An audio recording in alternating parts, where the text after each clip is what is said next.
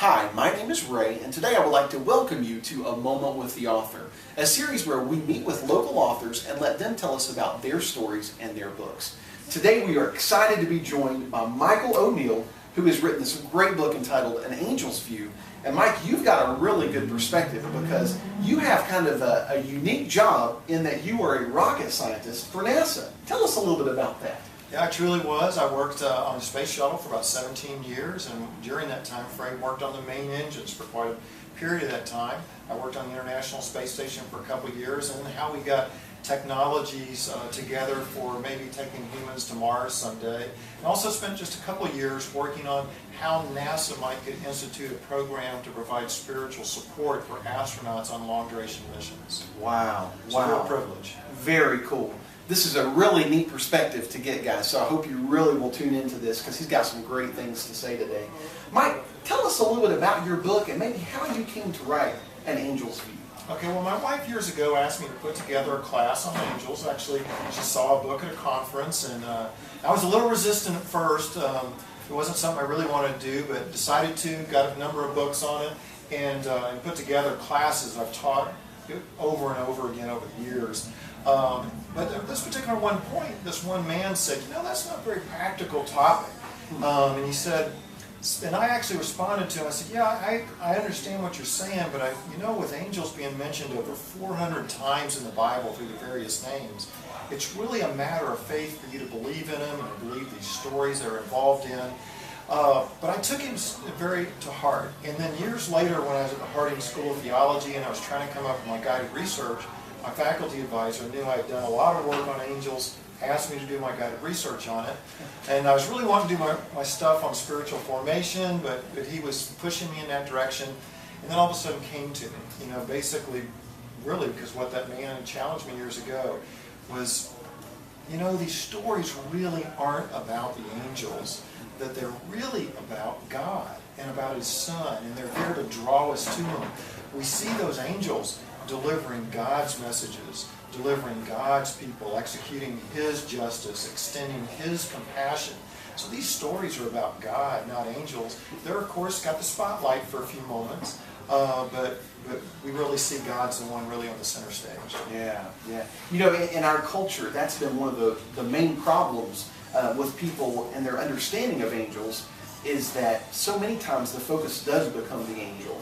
Like in the New Age movement or in some of the modern spirituality, that the angel really becomes almost like a mediator between people and God.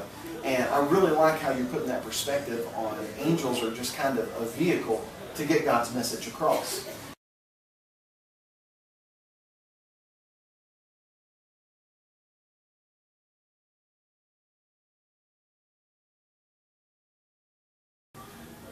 Mike, what's your approach to writing about angels in this book? Well, since we see them really being they're God's messengers, God's deliverers, and so forth, my approach is not to make it about them, but to make it about God. So what are the angels really telling us about God? So I looked at it from the vantage point of what do they teach us about His nature, as far as His holiness, His love, His sovereignty, and justice. Because that's what the angels are doing from the vantage point of when they're in His presence. They worship His holiness and so forth. Yeah. So really what you're doing is you're outlining the characteristics of God using the angels. Absolutely. Wow. You're going to learn a lot about angels in this book, but you're also going to learn a lot about God. Yeah.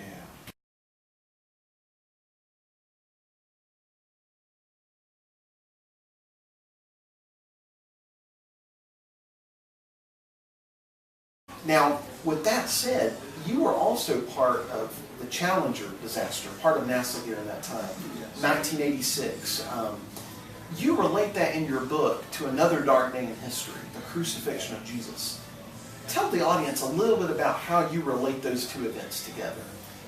Yeah, that really was a dark day for me, the actual Challenger tragedy that occurred. And during that, I was actually involved in the launch countdown, the preparation for it. And But when that vehicle launched that day and it started going up, things were working great. And incidentally, it was very automated at that point. Pretty much the astronauts are pretty much hands-off.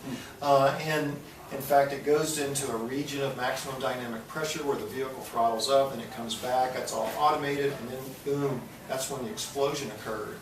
Well, everything's just so out of your control, and I can't tell you how often I would pray before the launches, that those days, that the crew would be safe, the mission they would be safe during their mission.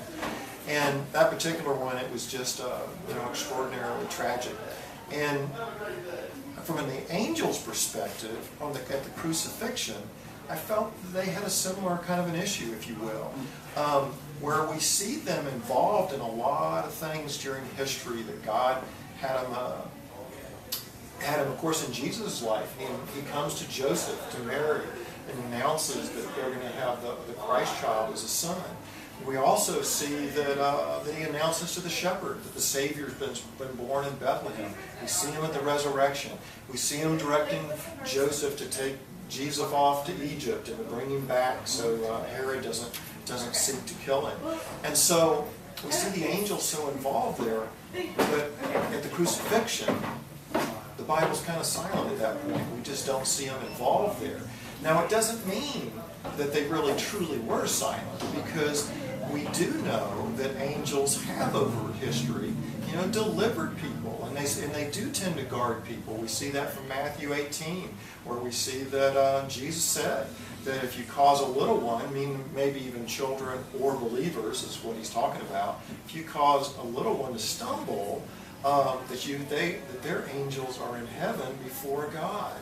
So they seek God, they seek our welfare before God. Most certainly you'd think they would have been there seeking Jesus' welfare. Sure. When he sees the Son of God, who they've known since the time of their creation, seeing him being tortured and beaten and whipped and then crucified, going through an unfair trial by pagans. I would think they would have been before the throne of God.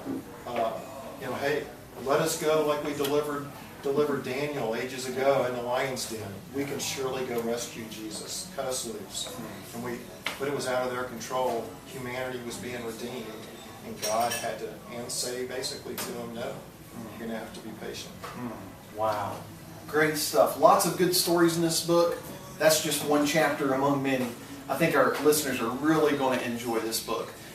Make sure to stop by the Cornerstone, or go to cornerstoneboone.com and pick up a copy of An Angel's View. And maybe it actually does take a rocket scientist this time to write a book on angels. Guys, we thank you so much for joining us. Michael, thank you for joining us. And I think our listeners are really going to enjoy An Angel's View.